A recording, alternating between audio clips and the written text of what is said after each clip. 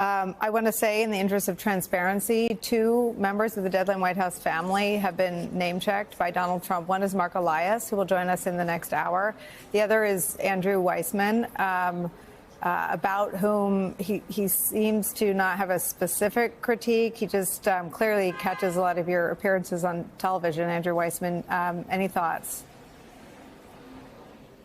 Well, you know, I think that the president is not a fan of career people at the department, and I think that's where that emanates from. And I think what you're seeing with Liz's incredible story and bearing witness to it is a firsthand account of what happens when a career person speaks up and adheres to the rule of law. And I am so grateful that we have people like you, Liz, to do that. You're an extremely good company.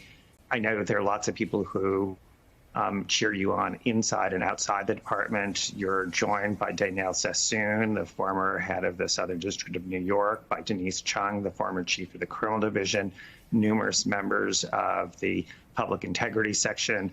And those are just the sort of public examples. You know as well as anyone just how much the career people are apolitical and just do their job. And one of the things I was struck by in your story is you're talking about the concern now of career people voicing those views and the concern about even saying anything, and even, I mean, the idea that you would feel any reluctance to talk about what would happen if we put firearms in the hands of somebody who has a history of violence is, you know, sends chills down your spine. And I was wondering if you could just talk a little bit about what you know about sort of the atmosphere in the department as somebody who was just recently there. Yeah, the atmosphere is really just night and day from what it typically would be in the Department of Justice. I'm sure you know, Andrew, that conversations in meetings of DOJ component heads and senior officials are generally animated discussions, free-ranging conversation. People are often fighting for airtime because these are highly successful lawyers who have a lot to say on a lot of different issues, and they're all interested in trying to make decisions or trying to ensure that the leadership of the department is making decisions based on complete information and multiple perspectives. That has all gone away, evaporated entirely. I mean, in meetings, people are taking the seat in the back of the room. They're shrinking as far from the person running the meeting as possible, and they are quiet. The meetings are deafeningly quiet because people are afraid to speak up. They're afraid to be called out. They're afraid to be called on. They're afraid to say what they really think. I spoke with a senior colleague who expressed the view that essentially the only acceptable answer right now when somebody asks you to do something in the department is yes. You can try to say yes and or yes but if your answer doesn't start with yes, it's not going to be well received. And that is a really scary place to be in an institution entrusted with making extremely high stakes decisions about our public safety and our national security. Vaughn, I want to bring you into this because you're there covering this for us with some of what the New York Times and our own team is flagging for us as pretty aggressive attacks on the media. Donald Trump said this, quote, "I believe that CNN and MSDNC, who literally write 97.6, not sure where he gets that figure, % bad about me, are political arms of the Democrat Party. In my opinion, they're really corrupt and they're illegal. What they do is illegal. It makes no difference how big a victory I had. I can have the biggest victory in history. It makes no difference what kind of failure the other side has. These people are going to go after me. It has to be illegal," he goes on to say. One more note that we're seeing in the print coverage, Vaughn, that I'd love for you to tell me about is that New York Times journalists have reported on some enthusiasm and cheering in the room for some of the attacks Donald Trump lobbed against the investigations into him. Tell us more. Right. I've actually been listening for the last 45 minutes in the ear here, and I'm going to take that out for the moment. I think the part about this that you just referenced is part of a conversation that we've had, Nicole, was the extent to which now President Trump, in these first 53 days in office, needed to be public and audible about what he wanted from his Department of Justice. For 2 years, he ran on the campaign trail indicating what, if he were to get back in the White House, he'd want prosecutors in his Department of Justice as well as the FBI to do. 53 days into this administration here in the halls of the Department of Justice, the president has been explicit in his directives to the prosecutors that are in that room, and as you noted, who have cheered throughout his remarks here. This is not behind the scenes, without cameras running directives, but instead it is a clear, audible call for them to investigate not only journalists, to expand on what you said. It wasn't just CNN and MSNBC, but also the New York Times, the Washington Post, CNN, ABC, and CBS, in which he said about them, quote, "It's totally illegal what they do." And here's the part. I just hope you can all watch for it. But it's totally illegal. These people are going to go after me. This is an expansion on when he was talking about the election, the 2020 election in the room. He said, quote, "The election was totally rigged." Quote, "The people who did this to us should go to jail." And then you mentioned individuals, including Andrew Weissman, who have caught the attention of him over these years. There were numerous names that he mentioned, and he said, quote, "These are bad people, they're corrupt and illegal." He then went on to talk about the role that the prosecutors actually play in this. He said, quote, "We will expel the rogue forces and corrupt actors. We will expose their crimes and conduct. It's going to be legendary. And it'll be legendary for those who expose it." Again, it'll be legendary for those who expose it. The words from the President of the United States inside of the Department of Justice to a room full of prosecutors and staff who are now 53 days in serving at his direction. Quentin Hilliard, what strikes you as most notable? Maggie Haberman has pointed out that it is how emboldened he clearly feels. In what he wants. I think, Nicole, here, I think our role as journalists for so long through, generations of journalists that have come before us, and I think, it hits at the heart of Watergate. It hits at even the first impeachment proceedings of then President Trump. Start with you. Trump called himself the chief law enforcement officer today, but he made it clear that he intends on prosecuting and punishing whom he deems to be his political enemies.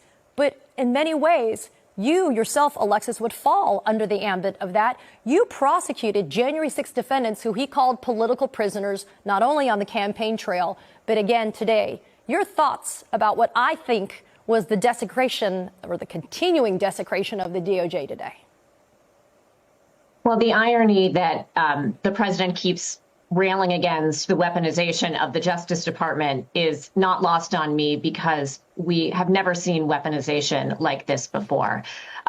This combination of installing loyalists and purging career officials, which has it's gone so far beyond anything we've seen with any previous administration, coupled with the targeting of political enemies, and not just political enemies, but even people he perceives as helping those political enemies, like the law firms representing them. And then finally, of course, impunity for those who support him. And I'm thinking of things like the pardoning of over 1,500 individuals who participated in the attack on the Capitol, and then the relaxing of enforcement, even of statutes that target corrupt foreign officials and companies who pay bribes. So, Barrett, NBC News is reporting on how Attorney General Pam Bondi seems to be promoting Trump's agenda. Quote, "The Trump administration, with Bondi's help, appears to be seeking to transform the Justice Department into a political instrument of the president, something that no Republican or Democratic administration has done since then President Richard Nixon." I mean, Barrett, you were a federal prosecutor. Your thoughts about what you witnessed today? I mean, it's very interesting to hear the president call himself the chief law enforcement officer, because that actually is the role of the attorney general. It's interesting to me that Pam Bondi would just cede this role to the president. And the reason that folks like us that have worked in the Department of Justice are so surprised by the president's speech is because we never heard from the presidents when we worked in the Department of Justice. In fact, not only was it that the presidents weren't coming to give us this face-to-face talk, we didn't hear their names bandied about because it was never about what a president's agenda was. It was never what the president's priority was. It was what the department needed. It was what the cases needed and what justice required. So the president simply weren't a presence in the Department of Justice in all the many years that I was there through various different attorneys generals, both Democratic and Republican. The president just simply wasn't a presence. So this is a huge sea change. And in today's speech, look, he had an opportunity to try to win back the hearts and minds of the folks at DOJ right now who are terrified. They're terrified for their jobs. They're terrified for their reputations. And nothing in this speech today would have given any of them any reason to not continue to be scared and to have faith in this Department of Justice.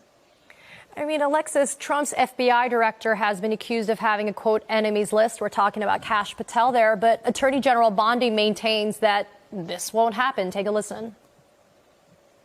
It's not an enemies list. That is a total mischaracterization. There will never be an enemies list within the Department of Justice.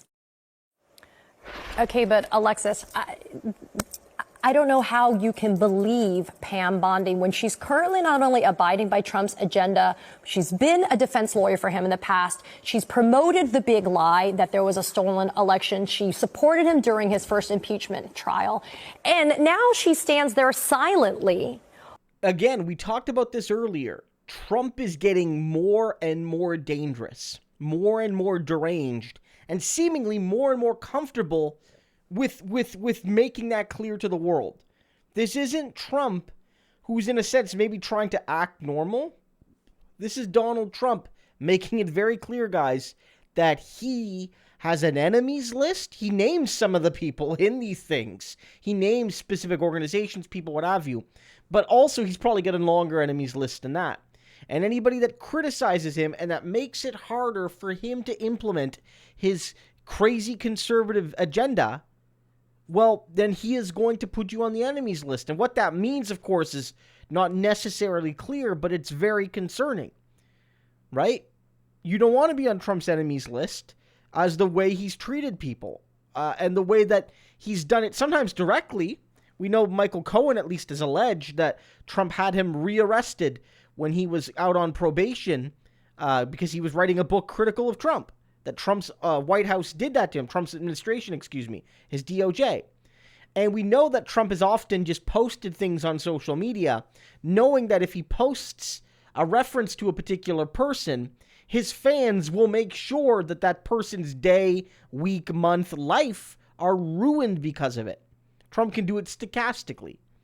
And so, keep all of this in mind, folks. Donald is losing it. And we know he's never, ever going to blame himself. He's going to blame the people holding him to account.